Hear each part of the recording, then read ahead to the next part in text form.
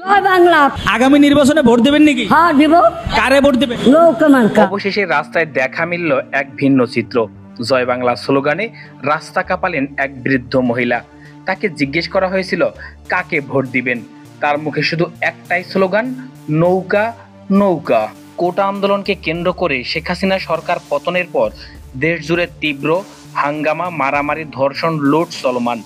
প্রথম দিকে শেখ হাসিনার প্রতি অনাস্থা থাকলেও এখন আবার আস্থার সঞ্চার হয়েছে শেখ হাসিনার প্রতি।